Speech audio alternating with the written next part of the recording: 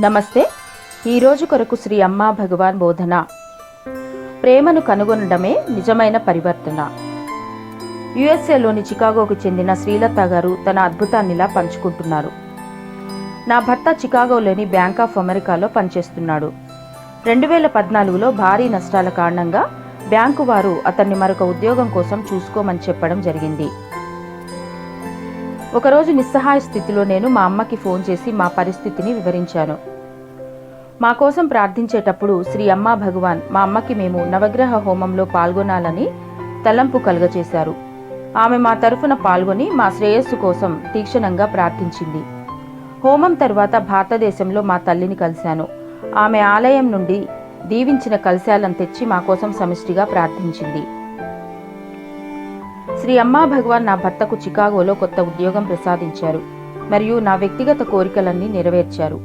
నా నిస్సహాయతను ఆనందకరమైన ఉపశమనంగా మార్చినందుకు మా అనుగ్రహ ప్రదాత శ్రీ అమ్మా భగవాన్లకు హృదయపూర్వక కృతజ్ఞతలు తెలియజేస్తున్నాను.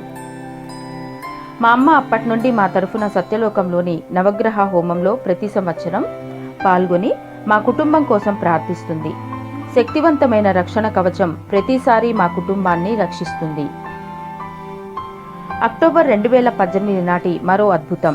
ఒక కారు డ్రైవర్ ట్రాఫిక్ నిబంధనలను ఉల్లంఘించి నా కారును ప్రమాదకరంగా అధిగమించారు. నేను ఆ భయంలో అదుపు తప్పి మరొక కారును ఢీకొట్టాను. ఇలా ఆ ప్రమాదంలో 5 కార్లు చిక్కుకుపోయాయి.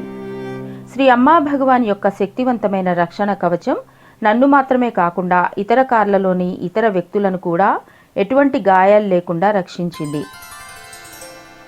మా వివరణలు సమర్పించాలని పోలీసులు కోరారు.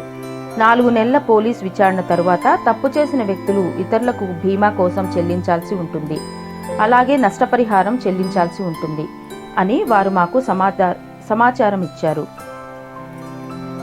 2006 సంవత్సరంలో దివ్యమంగళ దర్శనం సందర్భంగా శ్రీ భగవాన్ శ్రీమూర్తిలో వారు ఎల్లప్పుడూ సజీవంగా ఉంటారని మరియు నా ప్రార్థనలను వింటారని నాకు చెప్పారు.